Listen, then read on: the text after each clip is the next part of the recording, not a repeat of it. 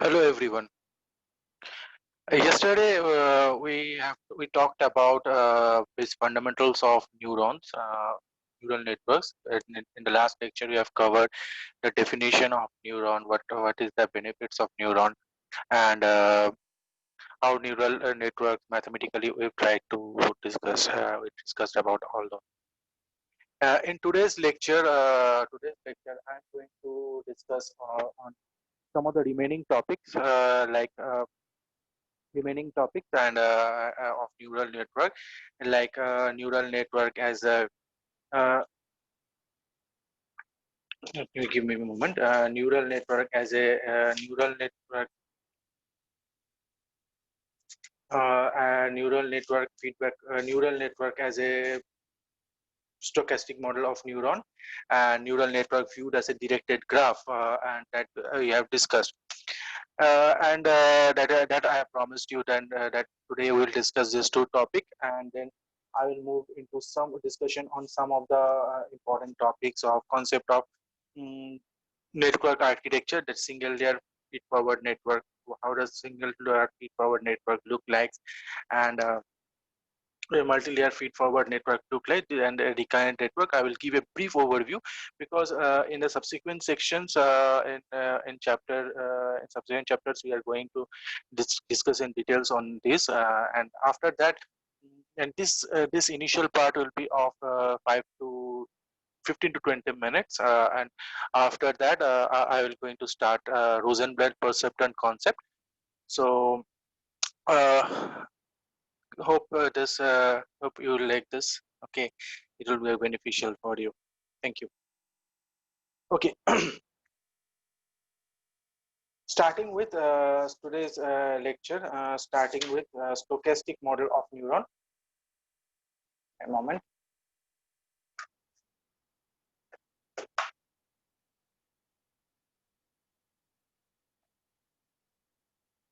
Sure.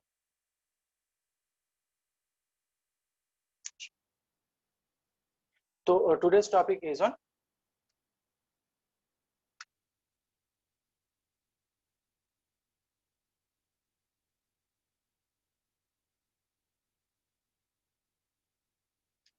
stochastic model of neuron. First topic. Okay, the neural network that we have discussed in last class is deterministic in nature. Was deterministic in nature. In that, its input output is precisely defined for all input. Now, for some application of neural network, it is desirable to base the analysis on a stochastic neural network. In an analytical tractable approach, the activation function of Mac-Tulip-Fitts model that I am going to discuss in Rosenblatt perceptron concept is given a probabilistic interpretation in stochastic neuron. In the last class,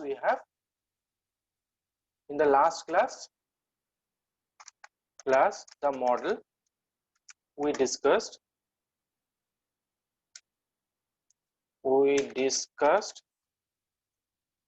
was deterministic in nature, and in the present stochastic model of neuron, it follows the Mac-Tulip-Fitts model, and it's given as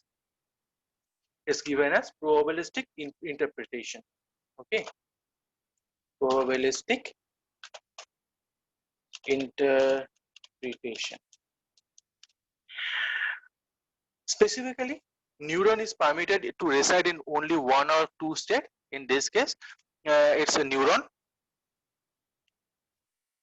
resides in one or two states, that is either +1 or -1. The decision for a neuron, and in this case, the decision for the neuron to fire, that is switch its states from off to on, is probabilistic in nature. Okay, so I have discussed this in stochastic model of neuron. It is a probabilistic interpretation, and neuron resides in one or two states, and a decision of neuron decision of neuron to fire to perform to fire its probabilistic in nature.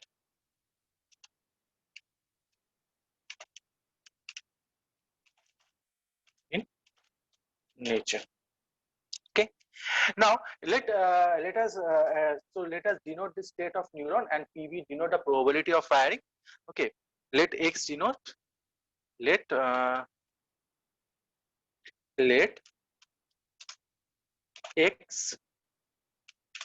X what is X is equal to X denote state of neuron,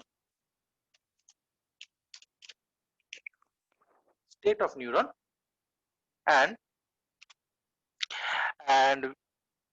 the function PV denotes the probability of firing, the probability of firing. Okay, and probability of firing, probability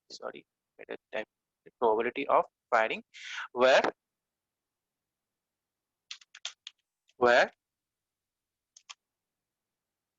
V is the induced local field of neuron. Okay, so we can write then we can write it as X equals to +1 with is equal to +1 with probability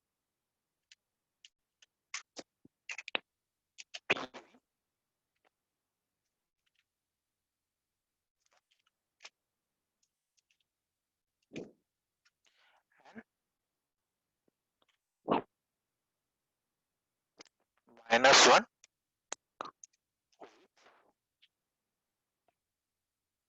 probability 1 minus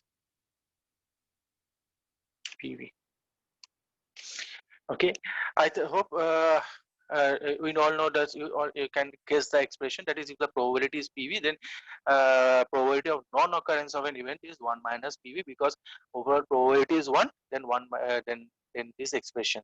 Okay, then the probability function, that is then if you consider a probability function, that is the standard choice of PV is the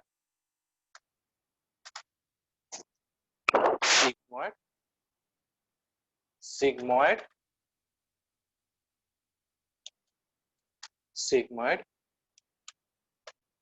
shape function, which can be represented as P of V is equals to 1 divided by 1 plus exponential of minus V by T.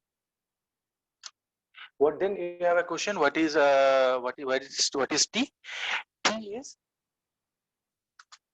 T is the pseudo noise, pseudo temperature used to control the noise level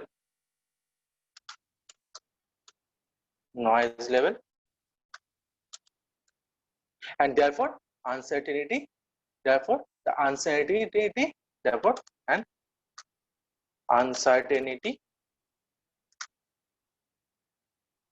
in firing.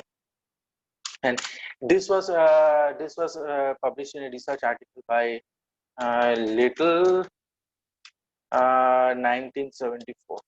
Okay, I'll give you the, because if you want to have that little article, I can provide you. Now, it is impossible to realize, however, that T is not the physical temperature of the neural network, be it a biological or artificial network. Rather, it's already stated, we should think as a merely T as a parameter, okay, that controls the thermal fluctuation, represent the effect of synaptic noise.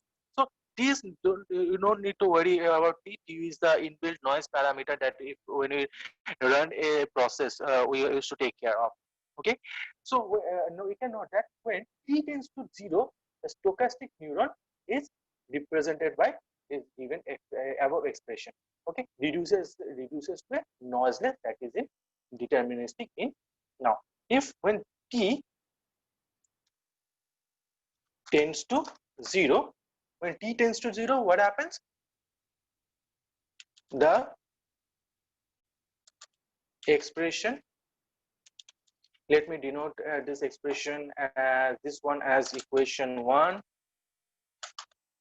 and equation 2. When T tends to the expression, okay, macular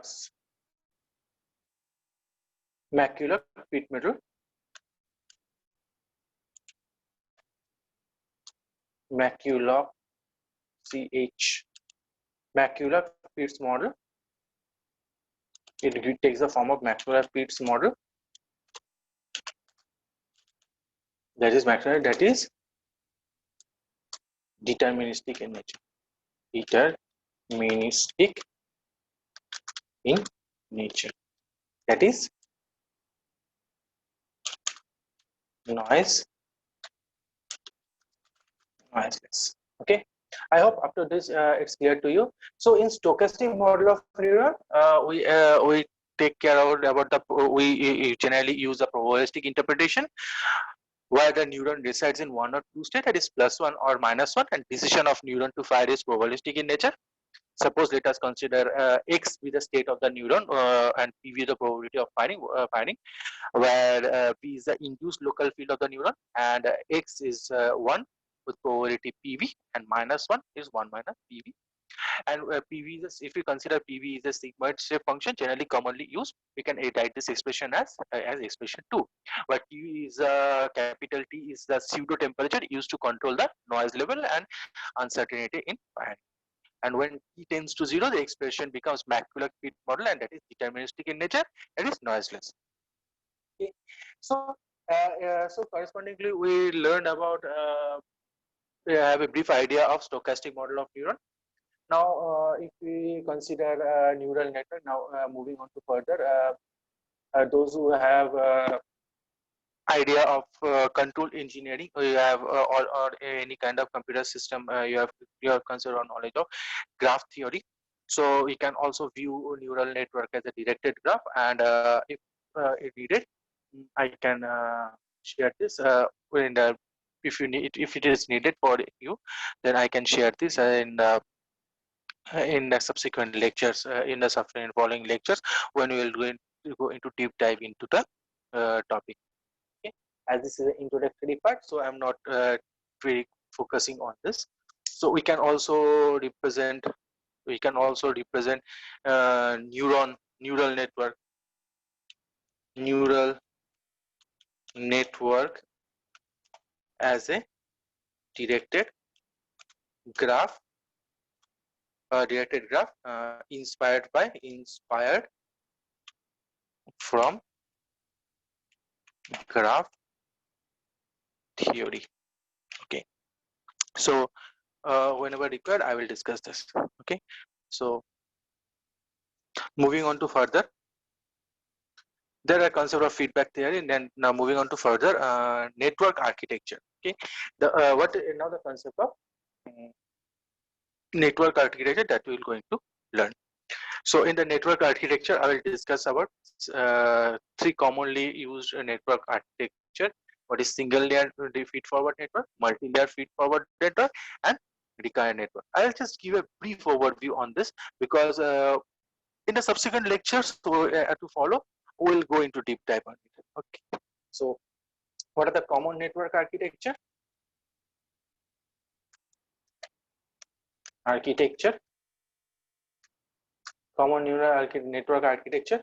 Number one, single layer feed forward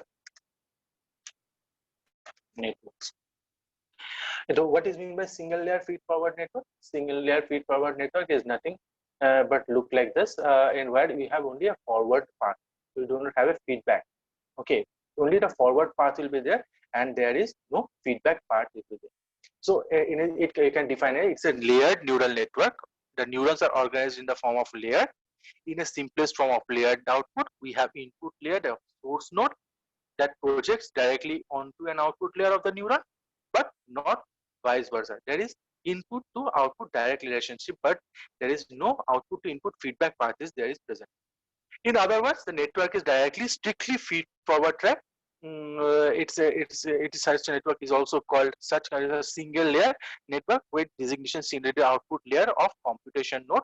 We do not count the input number of input layer or source because no computation is performed here. Because it is no computation is performed here. In multi-layer feed-forward network, what do you mean by multi-layer feedback? Feed-forward is a combination of multiple single-layer feed-forward network. There, the concept of hidden layer comes. In multi-layer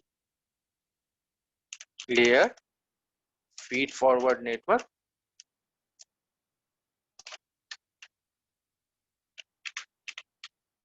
concept of hidden layer comes. Hidden layer comes. So how does this hidden layer? How does this look like? How does this structure look like? Let me have a home design. It's not design, shapes. Yeah. Now I'm just drawing the drawing some of the curve. Okay.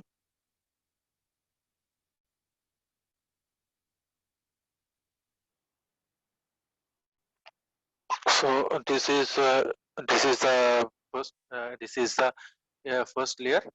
Okay.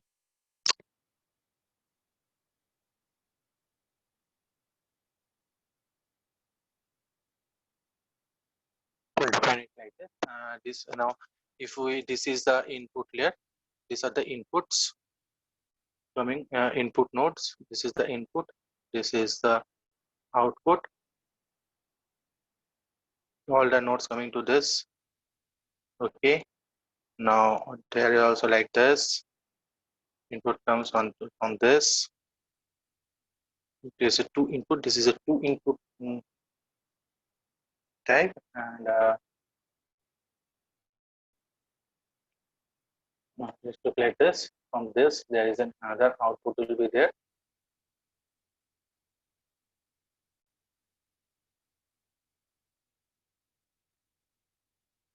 This will be the output.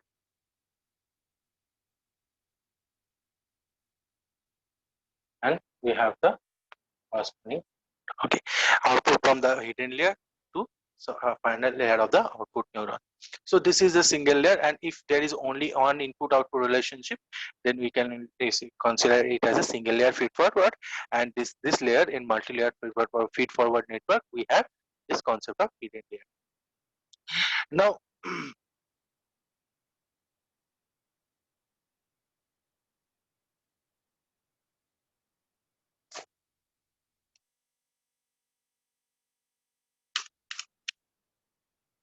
concept of number 3, recurrent network. Well, in recurrent network, distinguishes itself from the feed forward, and in that it has at least one feedback loop. Now in recurrent network, we have concept of feedback. Okay. So for example, recurrent network may consist of a single layer of neuron with each neuron feeding forward and feeding an output of the or signal back to the input of all the other neurons, and it can be so that no self feedback loop is there. So we have feedback concept in recurrent network. Okay. Now moving on to further, these are the brief concept of how does network architecture works, various types of network architecture. So this few minutes is the basic fundamentals of how what are the basic fundamental concept of neural network, what are the various network architecture, how the neural network can be viewed as a stochastic model we have discussed. Okay. Now moving on to today's part, Rosenblatt perceptron.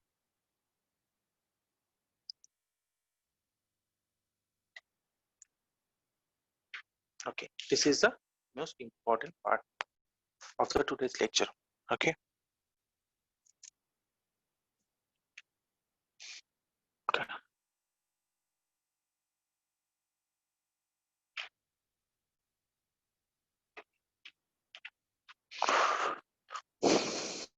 Today's topic, Rosenblatt's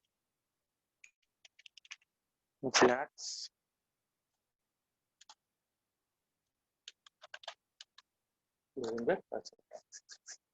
Now, what is perceptron, and how let us have some brief history of concept of perceptron. Now, perceptron occupies a special plane in traditional historical development of neural network, and it is the first. It is the perceptron is the first algorithmically algorithmically described neural network. Perceptron is the first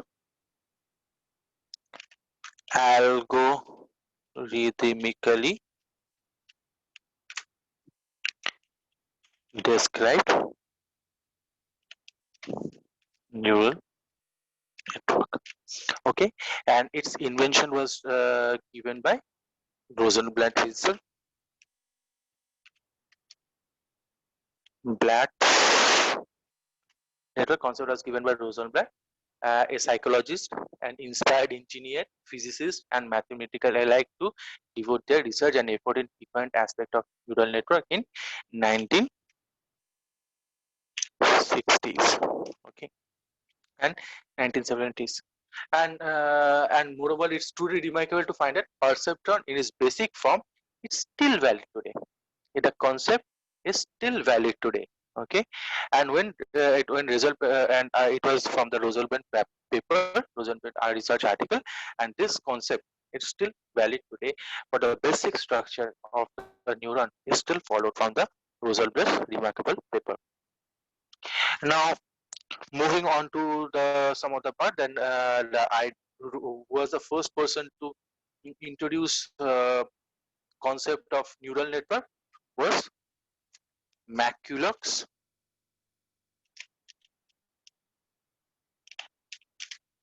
and Pitts in 1943 as neural network as computing machine.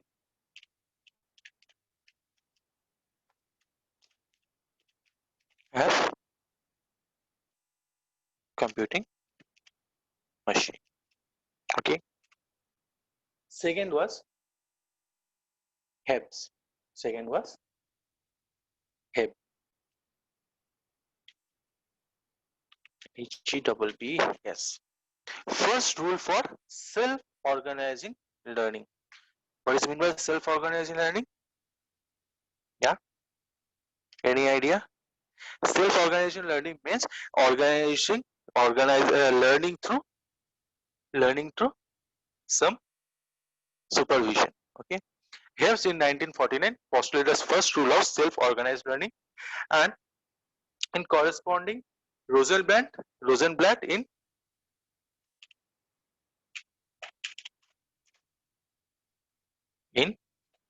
1958 proposing the perceptron as the first model for learning with teacher, that is supervised learning. Here concept in 1958, the concept of supervised learning came. Okay. Now, the impact of Maculach and Pitts paper on neural network was highlighted in the introductory chapter. Ideas of Hebbian learning will be discussed later. And in this chapter, we'll discuss the Rosenblatt concept, Rosenblatt perceptron concept. Now, what is perceptron? Perceptron is simplest form of neural network used for classification of patterns said to be linearly separable. So, classification of a problem that is linearly separable. Okay, that is patterns that lie on the opposite sides of a hyperplane. The concept of hyperplane that we will discuss in the subsequent time. Basically, it consists of single neuron with adjustable synapses and bias. The algorithm used to adjust the free parameter of this neural network first appeared in the learning procedure developed by Rosenblatt in 1958-1962 for this perceptron brain model. Indeed, this perceptron brain model, Rosenblatt proved that if the pattern, that is vectors, are used to train the perceptrons are drawn from two linearly separable classes, then the perceptron algorithm converges and positions the decision surface in the form of a hyperplane between two classes. In the, just two few 5 to 10 minutes, within 5 to 10 minutes, I'm going to discuss the concept of hyperplane. It's nothing to worry, and concept of hyperplane that I'm going to discuss. Okay, in just it's a separating plane, nothing but a separating plane. The proof of convergence algorithm known as perceptron convergence algorithm, and the convergence algorithm that plays into picture is known as plays into picture is called as perceptron convergence algorithm. Okay. Now, what is perceptron?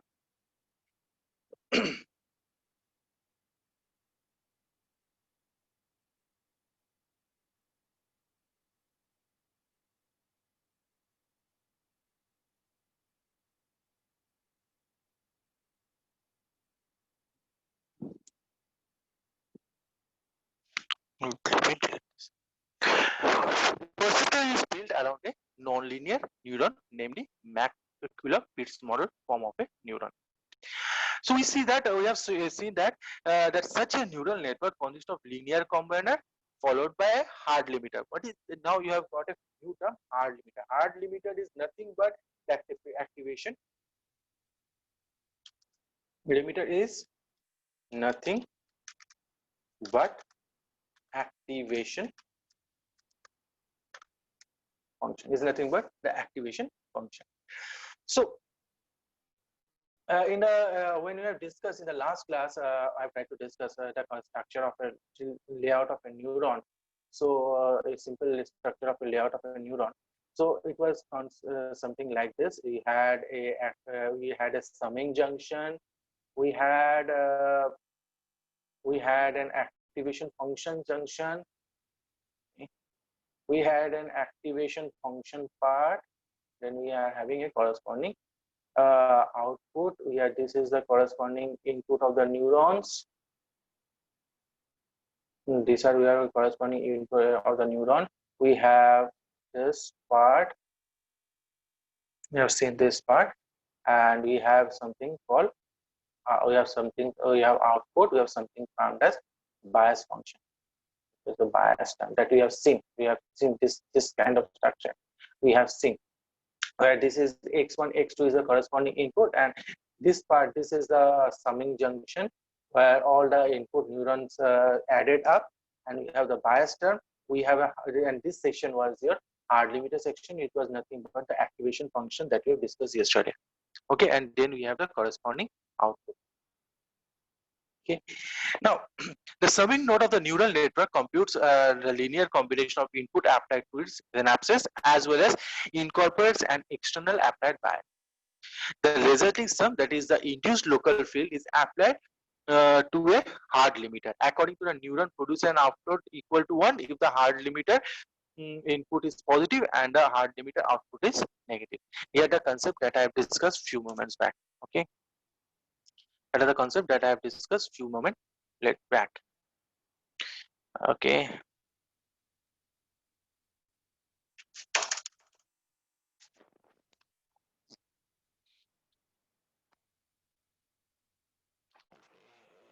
Just 1 second.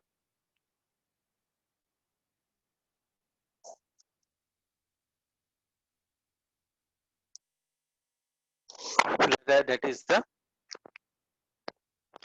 concept of neural network as a stochastic function.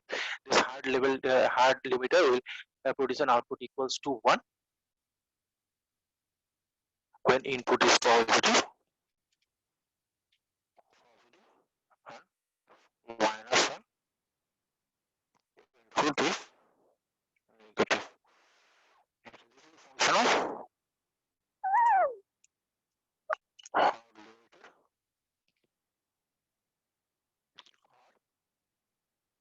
or you can say it as an activation function. Okay, if we consider a signal flow graph of this, we can of the graph model, the synaptic weight of the perceptron is denoted by W1, W2, and Wn. Synaptic functions, synaptic. If you do you remember the term synaptic weights? We can define as W1,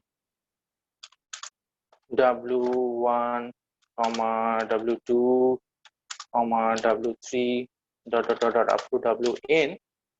These are the corresponding weight associated with the perceptron, associated, and corresponding input applied to the perceptron, and corresponding input will be x1, comma x2, comma these are the corresponding input x3, dot up to xn.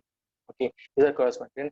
The externally applied bias denoted, if you denote the bias as B as bias, this is equals to inputs. Okay, if B is the bias term, we consider B as the bias term, so we can write this as from the model that we hard limiter input, induced local field, that is V, then induced local field B is equal to induced local field. We can write it as insert a shape, insert symbols,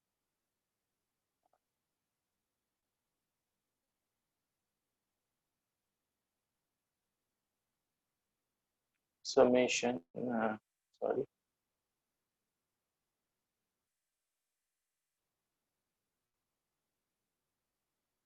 give me a moment. Yeah. Summation of I is equal to 1 to m. You can write it this as an wi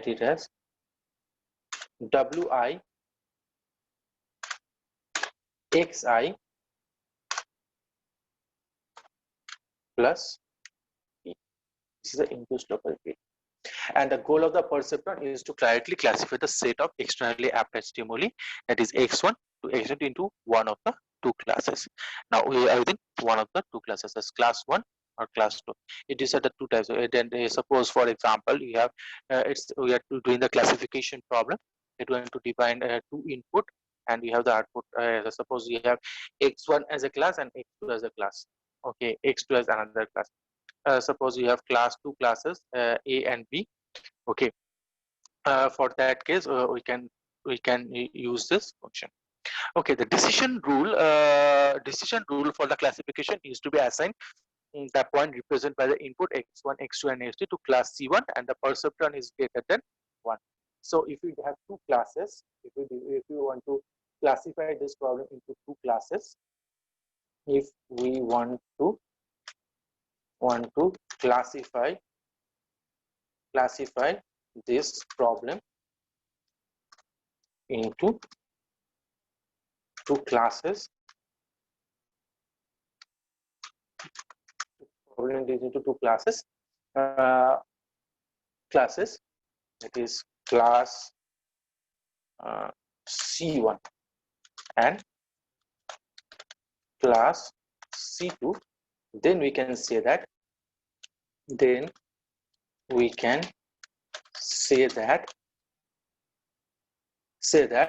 if perceptron output is +1, then it's class C1, and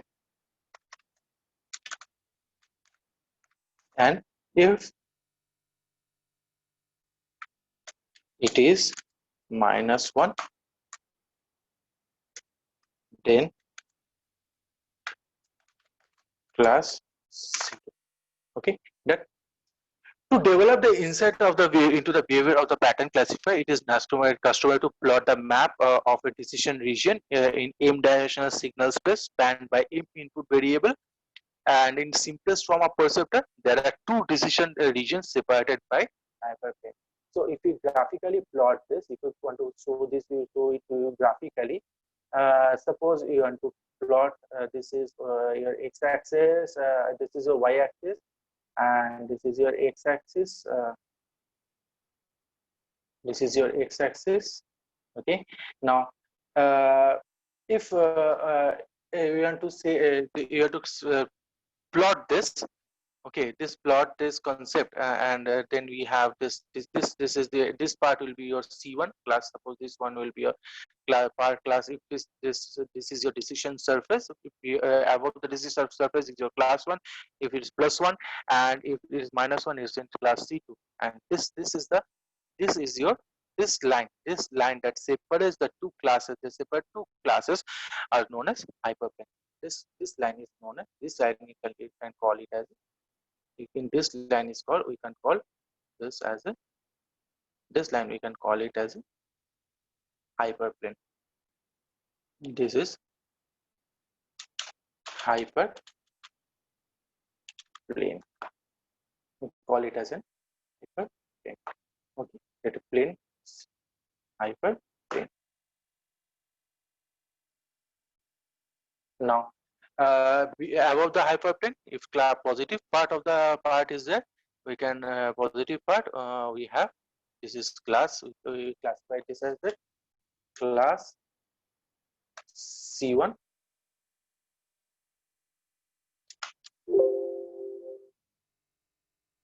Okay, and below the hyperplane, this is class C. This is class C. So this is the basic fundamental of perceptron concept. Okay, to develop inside the behavior of the pattern classifier, it is customary to plot that I discuss as hyperplane, which is defined by which is defined as nothing but this equation, this induced local field equation. We set this equation equals to 0. We can set this equation to 0. Let me mark this with red color. If we set this, we get the hyperplane. This is illustrated for this. This is for a two-class problem, two input variable for which the decision bound take the formation of a straight line. A point x1, x2 lie above the boundary line segment to class C1, and the point x2 below the assigned to class C2. And note that also the effect of the bias is merely to shift the decision boundary away from the origin. Now, if there is a away from the origin, this decision boundary can lie above the origin or below. Not if it's lie in the origin, then it is possible to lie this hyperplane in origin also, if you have that. Okay. The synaptic weights, that is W1 for the W2, and that we have discussed, W synaptic weights of the perceptron can be adapted as an iteration by iteration basis. This adaptation is adaptive. This is synaptic weight. You cannot generally define the synaptic weight of your choice. You have to use it as a trial and error method using adaptive learning process. You have to give the synaptic weight, the proper synaptic weight. It's by iteration process. For the adaptation, we must use an error correction rule known as perceptron convergence algorithm. So how does we choose the proper synaptic weight? We have to go for go for perceptron convergence algorithm. That is the next topic that I am going to discuss. Okay.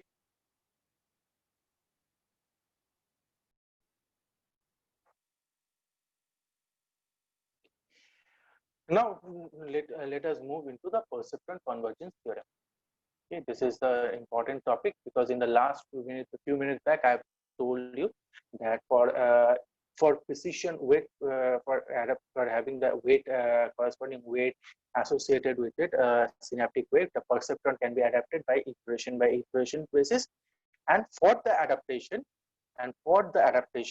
we will use an error correction rule known as perceptron convergence theorem. So perceptron convergence theorem can also be termed as an error correction rule. Okay. To derive the error correction algorithm for the perceptron, we find it more convenient to work with the modified signal flow graph. And in this second model, which is equivalent to that of last figure that we have discussed, the bias is treated as a synaptic weight driven by a fixed input that is equal to 1. In the last part, we have seen that if you want to if you want to give the that neuron associated with it, and we have a bias input and a corresponding weight and all those, but we haven't defined anything for mm, we haven't defined anything for what can I say, we have even defined anything for like this. So this was your this is the part, this is your input neuron, this is your corresponding weight you have defined.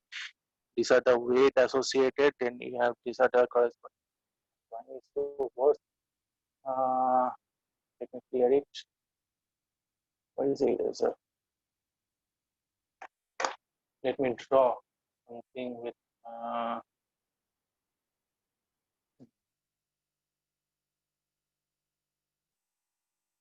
do yeah, with a pen.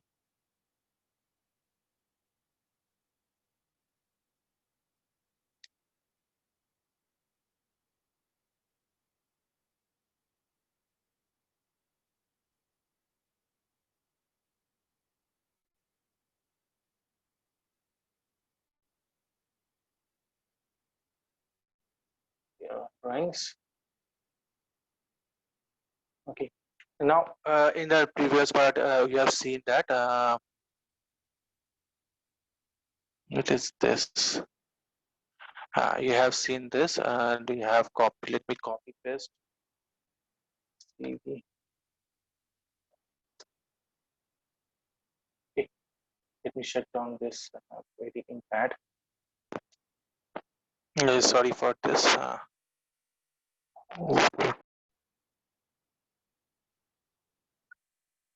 Okay, in the simple signal flow graph, we have seen this kind of, this is an input and this is your corresponding activation point, and we have this bias term, and we have this weight associated with here W1, and there's the synaptic weight. This is your corresponding input, and we have this bias term over here.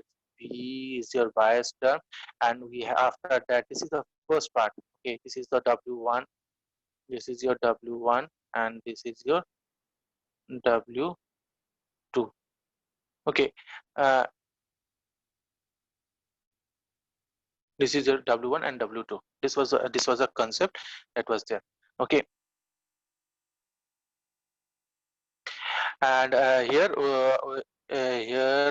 we have this error correction rule. We have the signal plot, and in this second model, which is equivalent to, we have to use the bias term. In bias term, we are not giving any weight, but in this case, we will use a fixed weight in the bias term, which is +1. So the bias is treated as a synaptic given by the fixed input equal to +1. Thus, we may define the m plus 1 input vector. Another concept of, then we can define this m plus 1 input vector as m plus 1 input vector by m plus 1 by 1 by 1 single output. Okay, input vector as x of n is equal to +1. This is for your bias term, and x1 n for input x1, x2 n for input x2 up to dot x xn. I think up to this it's clear. So, and we are taking transpose of it.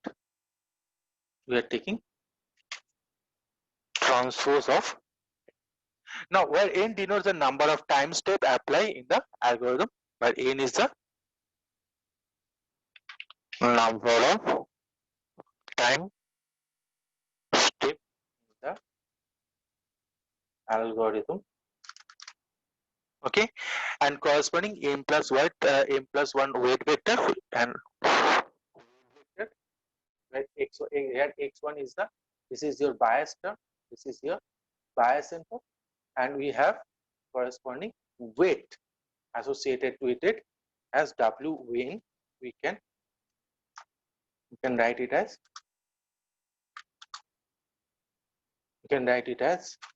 b comma w1 n comma w2 n comma dot w m n. No, we're taking this as a corresponding weight. So according to the linear combiner, output will be written in a compact form. Okay, if we write this as a, if we according to the linear combiner and this combination, we can write this output as Vn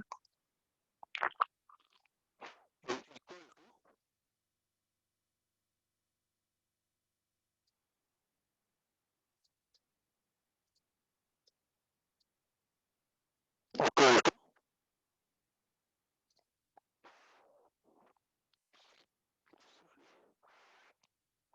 this insert equation.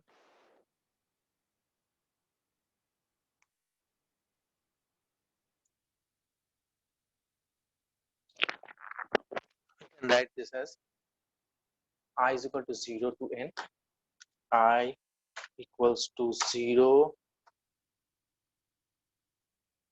to m, wi suffix I n into x I suffix n, and we can write all this as also it will be n equal to term equals term. Okay, so and you can also write this as w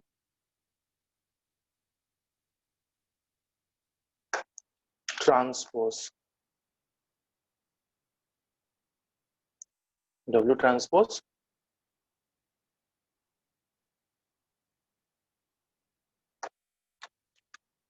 transpose in increase the font size,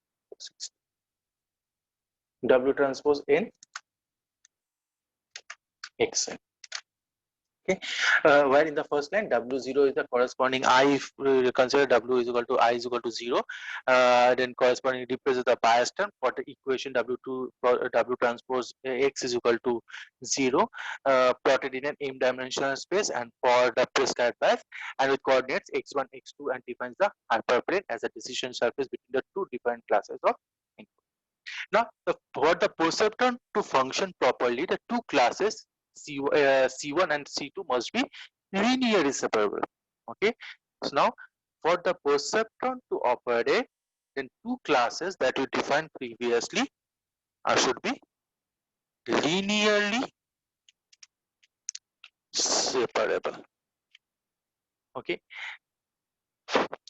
This in turn means that pattern to be classified must be sufficiently separated from each other to ensure the decision surface consists of hyperplane, hyperplane, and this requirement is illustrated, will be illustrated. Okay, this requirement is illustrated before.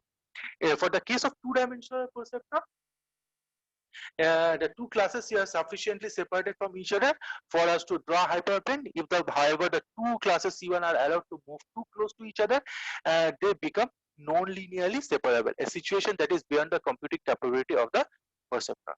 And suppose that the input variables of the perceptron originate from the two linearly separable classes, H1 be the subspace of the training vector, and H2 is training vector x1, x2, xn, and that is become to class C1, and H2 be the subspace of the training vector x1, x2, x2, x1, sorry, x1, x1 of 1.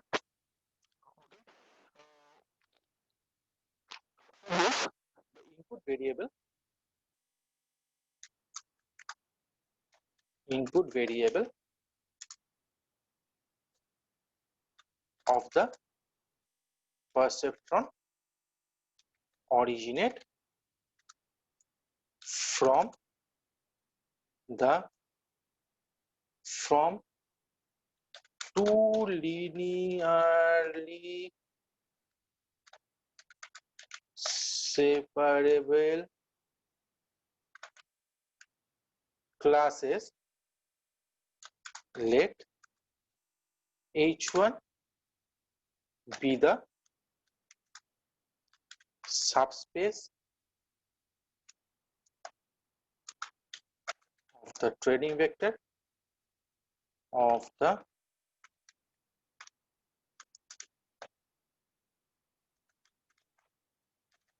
training vector, that is x1 of 1, x1 of 2, dot dot dot, that belong to class 1, class C1, and let H2 be the subspace of training vector, that is x2 of 1, okay,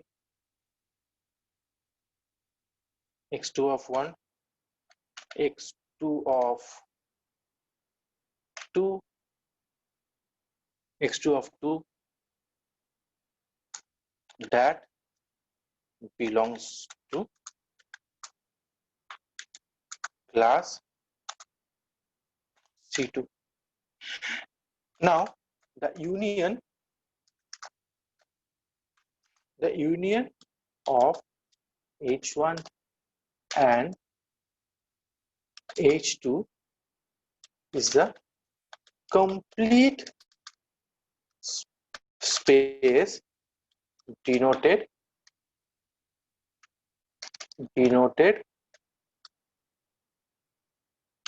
by H.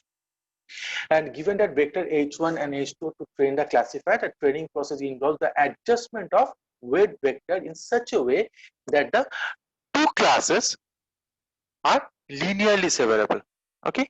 Now the union of H1, that given that if we given that the vectors H1 to train the classifier, if it is given that we have to the sets that is that the sets of vectors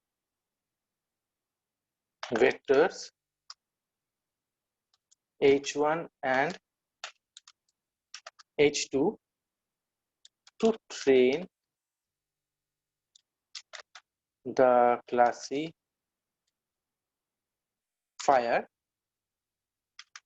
The training involves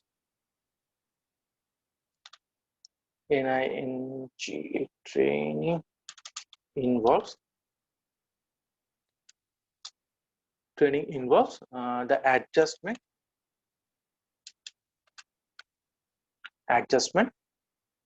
of the weight vectors. Okay, that is that there exists a weight vector such that we may state that W transpose that you have defined, this W transpose X greater than 0 for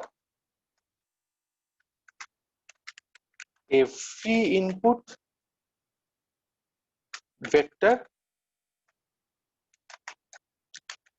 belongs to class C1 and similarly is less than equals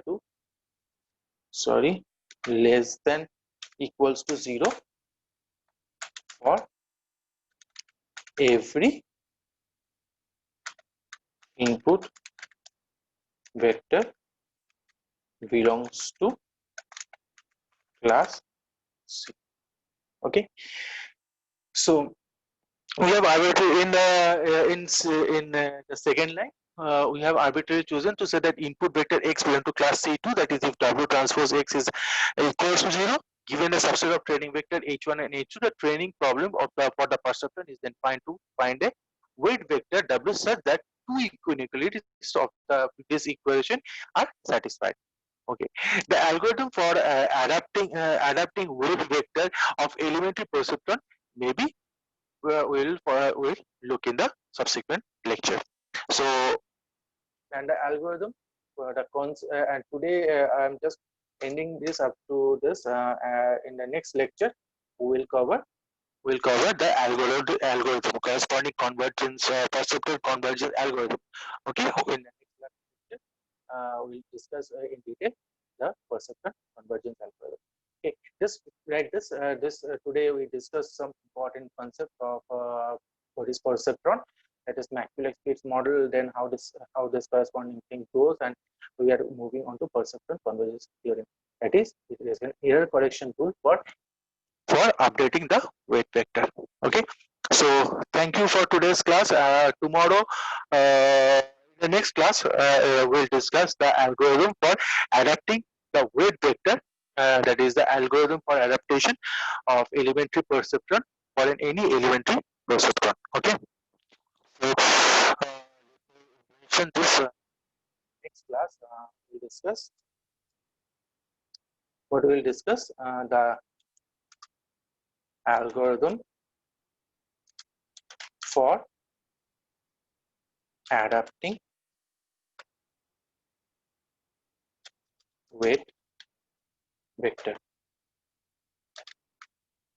Weight vector of elementary perceptron.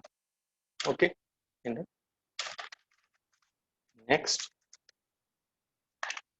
lecture. And in the next lecture, we'll cover this completely, and then we'll have the relation between the perceptron and the Bayes classifier for Gaussian environment.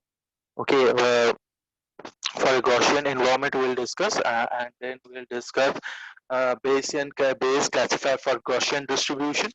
Okay, now pattern classification will be, then there will have some decision boundaries in batch perceptron algorithm that I'm going to discuss in the next classes. Okay, so this Rosenblatt perceptron chapter, only 2 to 3 topics are left, only 3 algorithms and corresponding thing is left. So in next class we'll do that. Thank you.